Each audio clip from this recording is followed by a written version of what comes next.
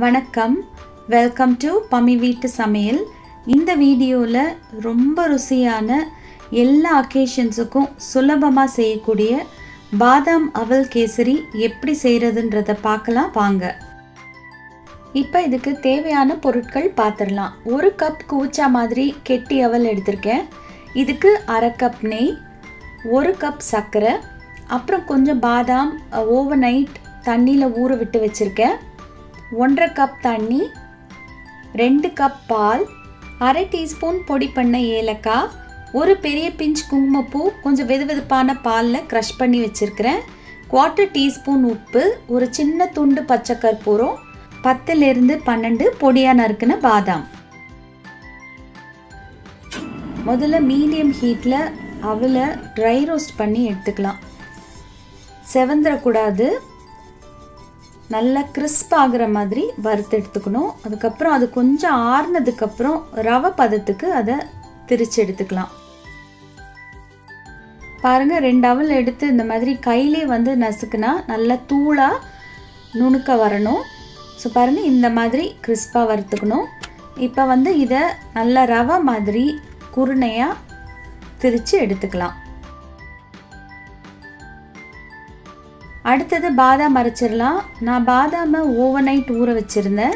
உங்களுக்கு சீக்கிரமாக செய்யணும் அப்படின்னா ஒரு 1/2 மணி நேரம் நல்ல சுடு தண்ணியில் பாதாம் ஊற வச்சு அரைச்சிக்கோங்க. ஸோ பாதாம் அரைக்கிறதுக்கு ஒரு 1/4 கப் தண்ணி சேர்த்துருந்தேன். அப்புறம் திரும்பவும் மிக்ஸி ஜாரை ஒரு 1/4 கப் தண்ணி சேர்த்து அலசி எடுத்திருக்கேன். அடுத்தது பாலும் தண்ணியும் கலந்து காய்ச்சிடலாம்.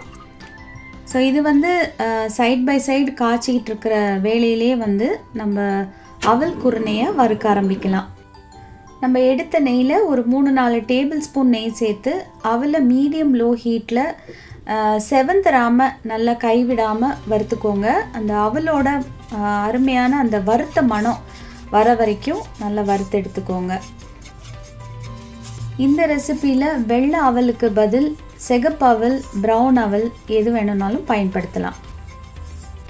பாருங்க, சைட் பை சைட் பாலும் கொதிச்சு பொங்கிருச்சு. இப்போ அவல் வறுக்கிற வரைக்கும் இதை வந்து சிம்மில் வச்சுக்கலாம். பாருங்க, நெய்யில் நல்லா கரகரன்னு அவல் வறுத்தாச்சு. அந்த வறுத்த அவல் மணம் வந்த உடனே அது தேவையான அளவு வறுப்பட்டிருக்குன்னு அர்த்தம். இப்போ இதில் வந்து கொதிச்ச அந்த பாலை வந்து நல்லா கலந்துடலாம். அந்த பால் ஊற்றும் போதே அந்த அவல் கட்டி தட்டாமல் நல்லா கலந்து விட்டுடுங்க. பால் கொதிக்க ஆரம்பித்த உடனே அவல் கொஞ்சம் கொஞ்சமாக கெட்டியாக ஆரம்பிக்கும். நல்லா கைவிடாமல் கலந்துக்கிட்டே இருக்கணும். அந்த சேர்த்த பால் எல்லாத்தையும் நல்லா உள்வாங்கி அந்த அவல் வந்து கொஞ்ச நேரத்துலேயே வந்து பார்த்திங்கன்னா நல்லா கெட்டியாயிடும். 1 பங்கு அவலுக்கு 3லிருந்து 4 பங்கு பாலும் தண்ணியும் தான் இந்த கேசரியை வந்து நல்ல ஹல்வா மாதிரி சாஃப்டாக ருசியாக்கும். பாருங்கள், அவல் நல்லா வெந்து பாத்திரத்தில் ஒட்டாமல் வருது. இப்போ இதில் வந்து சர்க்கரை சேர்த்துடலாம். சர்க்கரை கலந்த உடனே அது திரும்பவும் நல்லா இளகி கொடுக்கும். திரும்பவும் நல்லா கைவிடாமல் கலந்துக்கிட்டே இருக்கணும். அந்த சர்க்கரை கரையிற வரைக்கும் நல்லா கலந்து விட்டுடணும். இப்போ இதில் பாதாம் விழுது சேர்த்து நல்லா அதோட பச்சை வாசனை போக ஒரு 2 to 3 மினிட்ஸ் நல்லா கலந்து விட்டு குக் பண்ணிக்கோங்க.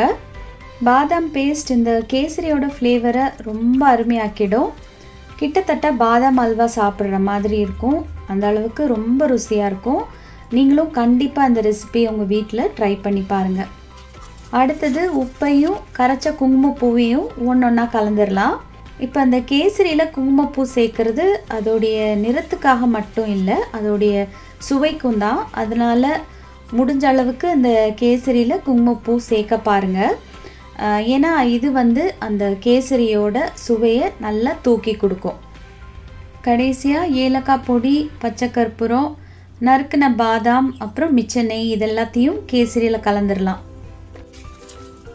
பாருங்கள், 2 நிமிஷத்தில் சேர்த்த நெய் எல்லாத்தையும் கேசரி உள் வாங்கிக்கும். எல்லாம் நல்லா சேர்ந்து கேசரி பாத்திரத்தில் ஒட்டாமல் வரும். இப்போ ரொம்ப சுவையான அருமையான பாதாம் அவல் கேசரி ரெடி.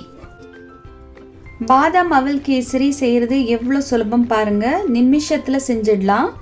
உங்கள் வீட்டை அடுத்த ஒகேஷனுக்கு மறக்காமல் இந்த ஸ்வீட் ரெசிபி ட்ரை பண்ணி பாருங்கள், எல்லாரும் ரொம்ப விரும்பி சாப்பிடுவாங்க. இந்த வீடியோ உங்களுக்கு பிடிச்சிருந்தா லைக் பண்ணுங்கள், கமெண்ட் பண்ணுங்கள். இந்த வீடியோவை உங்கள் ஃப்ரெண்ட்ஸ் அண்ட் ஃபேமிலியோட ஷேர் பண்ணுங்கள். மறக்காமல் பமி வீட்டு சமையலுக்கு சப்ஸ்கிரைப் பண்ணுங்கள். தேங்க்யூ.